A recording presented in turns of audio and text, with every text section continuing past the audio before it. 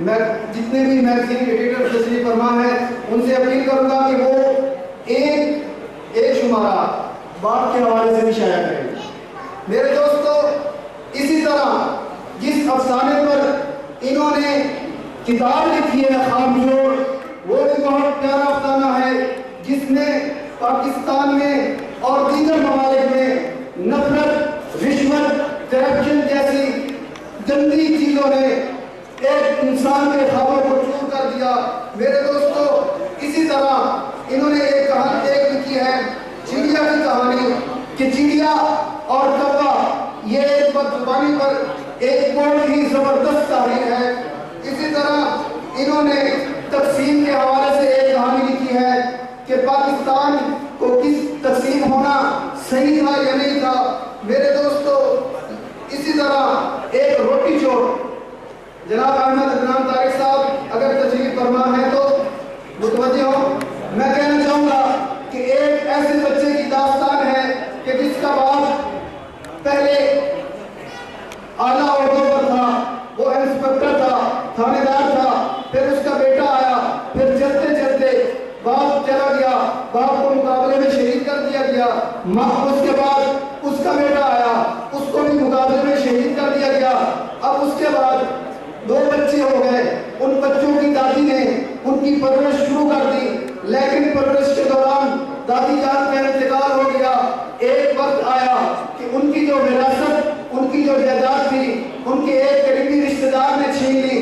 اس نے چھیننے کے بعد اس نے جب اپنے نام کروا لی، اس کے بعد ان بچوں کو بے گھر کر دیا۔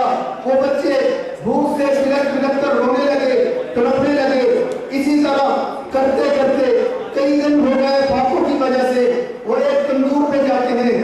تندور پہ جا کر وہ روٹی والے سے کہتے ہیں کہ وہ ہمیں ایک روٹی چاہیے۔ میرے دوستو، وہ روٹی نہیں دیتا، وہ انکار کر دیتا ہے، وہ تکبر اور نخوت سے بات کرتا ہے۔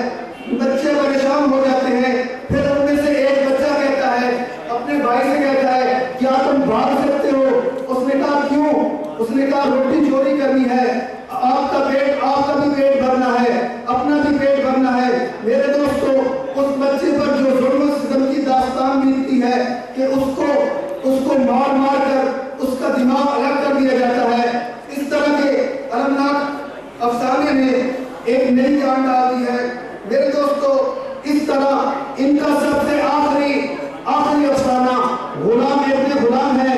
غلام ابن غلام کیا ہے؟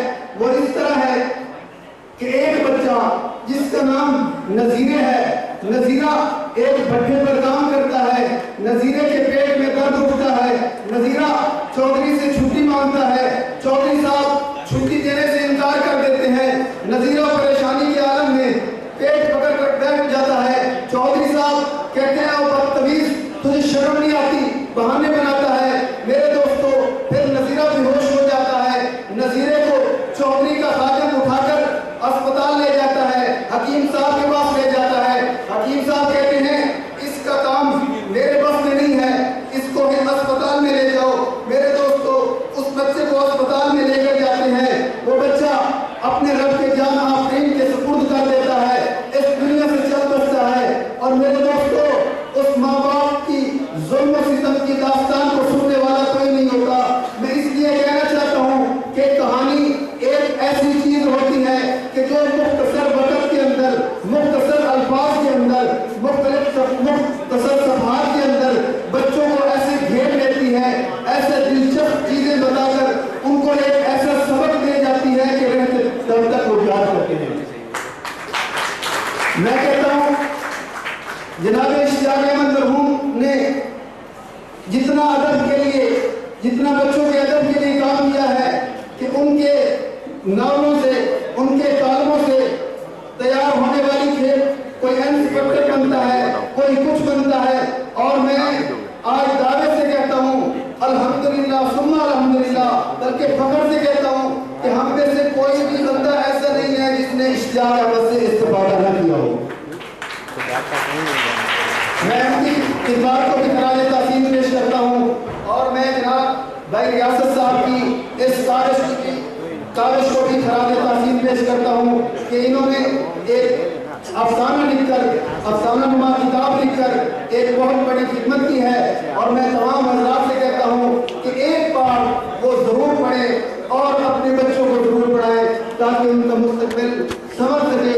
اللہ رب العزت ہمیں عمل کرنے کی توفیق عطا فرمائے۔ وما علینا الا البلاغ المبین۔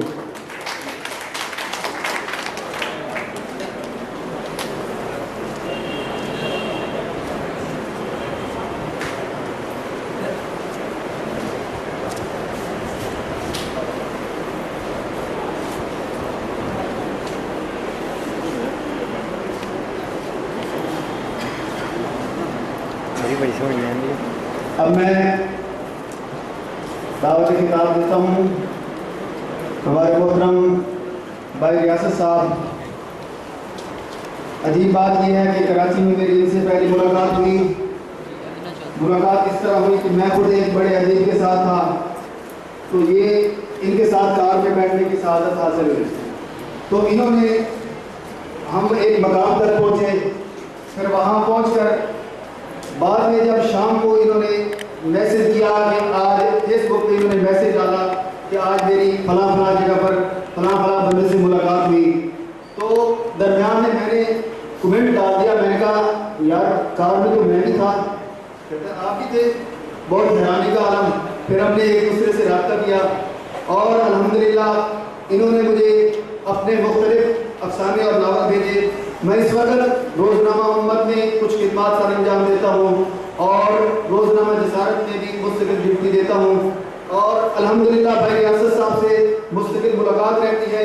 میں کہتا ہوں کہ بھائی ریاست صاحب الحمدللہ ادیبوں سے میری اکثر ملاقات رہ جاتی ہے، لیکن بھائی ریاست صاحب جس طرح کا کام کر رہے ہیں اللہ تعالیٰ ان کو جزائے خیر عطا فرمائے۔ یہ شہرت اور اس طرح کی چیزوں سے بہت دور بھاگتے ہیں، تو ان کو بچوں کی گلستان کی تقریب کے لیے میں نے جائز کیا۔ میں نے کہا آپ آئیں، انشاءاللہ ایسی کوئی بات نہیں ہوگی۔ تو میں اب دعوت خطاب دینے جا رہا ہوں بھائی ریاست صاحب کو، وہ آئیں، انہوں نے جو لکھا ہے وہ اپنی زبان میں بیان کریں۔ ایک یہ ہے کہ میں نے بیان کیا ہے، ایک آپ خود مصنف سے سنیں۔ جناب بھائی ریاست صاحب، ان کے لیے بہت زیادہ کلیپنگ۔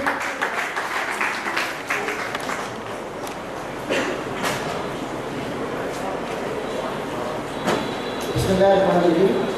السلام علیکم۔ میرے خیال میں دنیا میں سب سے مشکل کام یہ ہے وہ اپنی زبان سے اپنا تعارف کروانا ہے۔ اگر اچھا تعارف کرواؤ تو کہتے ہیں یار اپنی میاں بچو بن گیا، اگر مختصر تعارف کرواؤ تو کہتے ہیں بولنے کے لیے کچھ کہا نہیں۔ تو بچوں کے ادب سے تعلق 1992 سے ہے۔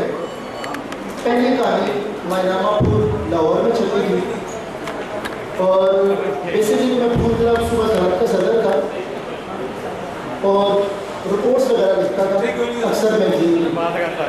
اختر عباس بھائی نے ایک دن کہا تم کہانی بھی نہیں لکھتے۔ میں نے کہا اختر بھائی میں کہانی لکھ نہیں سکتا۔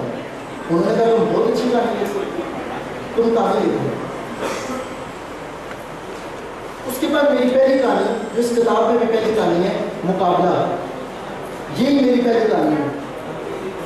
تو میں نے پہلی کہانی مقابلہ لکھی، چونکہ سر میں لاہور میں تھا، ایم اے انگلش لٹریچر کر رہا تھا پنجاب یونیورسٹی سے، تو خود کے آفس میں بہت زیادہ آنا جانا ہوتا تھا، تو میں نے بائی ہینڈ ڈرافٹ کیا۔ اتفاق سے اس وقت پھول کا جو شمارہ تھا تقریباً تیار ہو چکا تھا، تو اختر بھائی نے ایک بڑے رائٹر کی پہلی سٹوری لٹا کے وہاں پہ مقابلہ لگا دیا۔ جب کہانی چھپ گئی تو اختر بھائی نے مجھے کہا یہ تم نے لکھ کیسے لی؟ میں نے ایسی بات نہیں کی۔ اس کے بعد سفر شروع ہوا تو بچوں کے ادب میں تقریباً تمام میگزین میں میری کہانیاں جو چھپتی رہی، سب سے زیادہ پھول میں چھپتی رہی۔ 2004 میں 2004 میں نے بچوں کے لیے لکھنے کا سلسلہ بند کر دیا اور بڑوں کے لیے افسانہ اور کالم لکھتا رہا۔ تو میرے بڑے افسانے جو ہیں وہ انڈیا اور پاکستان کے بہت سارے میگزین میں چھپے، لیکن 2005 سے لے کے 2006 سے لے کے 2015 تک میں نے بچوں کے لیے بالکل نہیں لکھا۔ ان 9 سالوں میں نے صرف بڑوں کے لیے لکھا۔ اب سوال بھی پیدا ہوتا ہے کہ میں نے بچوں کے لیے کیوں نہیں لکھا؟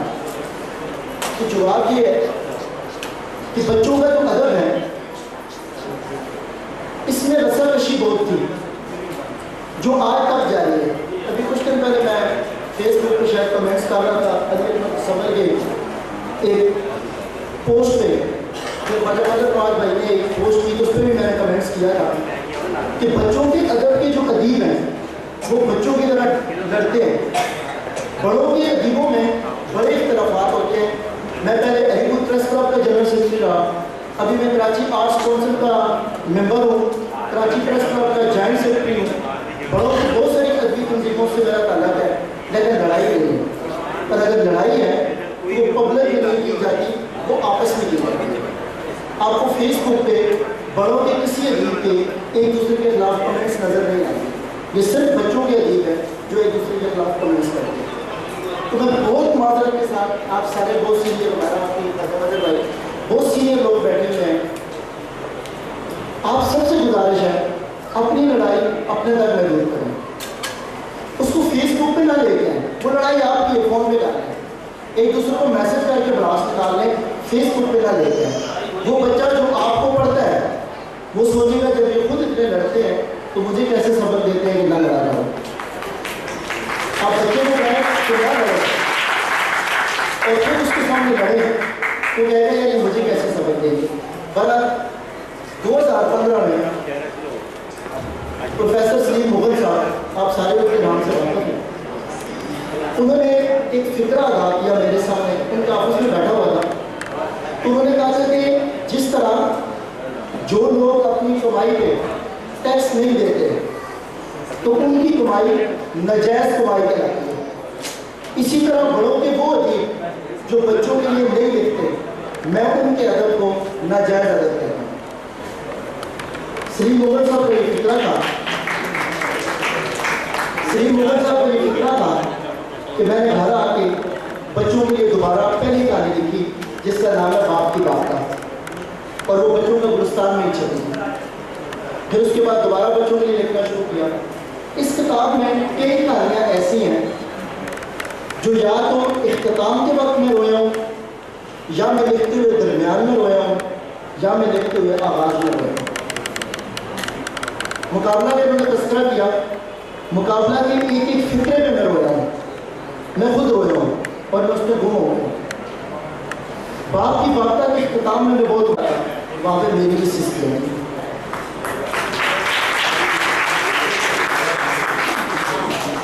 کتاب بہت تلخ ہے, میں یہ نہیں کہتا کہ یہ کتاب پڑھ کے آپ خوش ہوں گے, یہ کتاب بہت تلخ ہے. اس کی وجہ یہ ہے کہ میرا جو زندگی کا تجربہ ہے وہ بہت تلخ ہے. میں خود سیلف میڈ آدمی ہوں, آج ایک بڑی فارماسیوٹیکل کمپنی میں بہت بڑی پوسٹ پہ فائز ہوں, آمدنی اللہ کا شکر ہے بہت اچھی ہے, لیکن میں نے بہت سارے کام اپنے ہاتھوں سے کیے ہیں. میں نے شہر لاہور میں کھجوریں بیچی ہیں اپنی پڑھائی کے دوران. میں نے روزنامہ دنیا اسلام آباد کی چوکوں پہ کھڑے ہو کے بیچا ہے. اب اگر مجھ سے کوئی کہے کہ تلخ نہ لکھو تو مجھے بتائیں میں نرمی کہاں سے ہوں.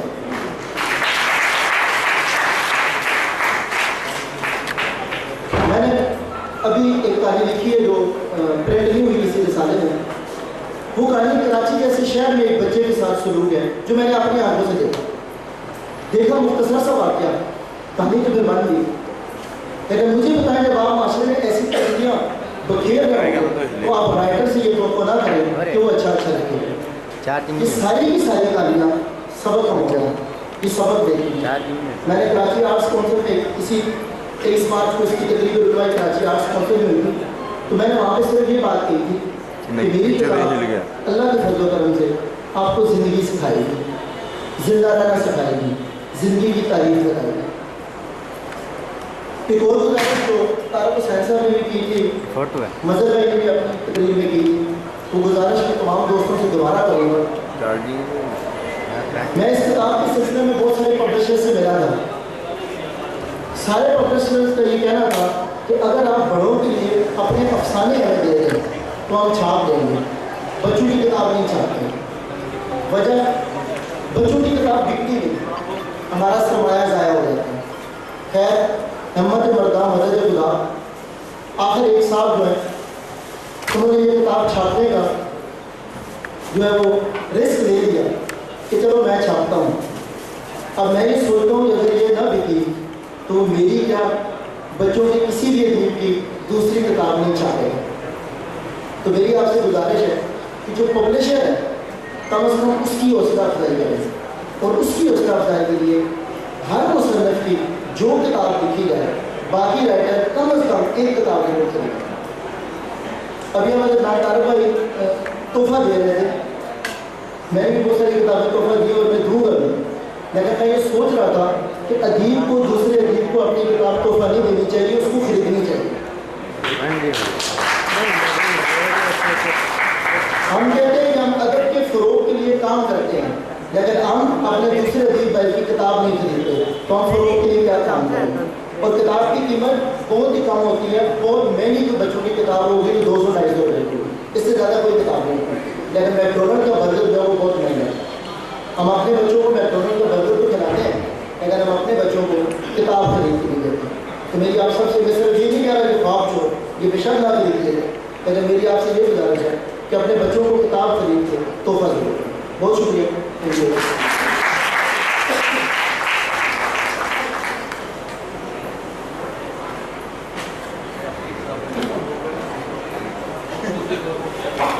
جو کی تقریباً ہماری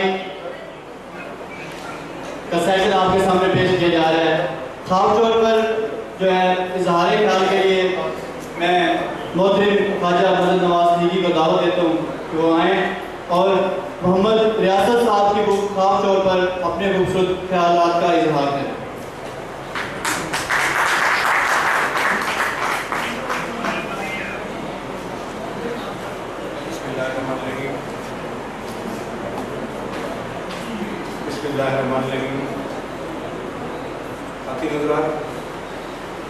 میں بخوبی علم رکھتا ہوں اور جانتا ہوں کہ ایک انسان کی قوت برداشت جو ہے وہ 2 سے 2.5 گھنٹے ہوتی ہے, اور وہ 2 سے 2.5 گھنٹے بعد اپنی برداشت کھو دیتا ہے. اور میں دعوت دیتا ہوں آپ سب لوگوں کو کہ آپ بچوں کا ہندوستان کی محبت میں اپنی سیٹوں پر جمے بیٹھے ہیں اور اپنی برداشت کو کہیں دیکھ چکے ہیں. آپ کے لیے میری طرف سے زوردار ہے.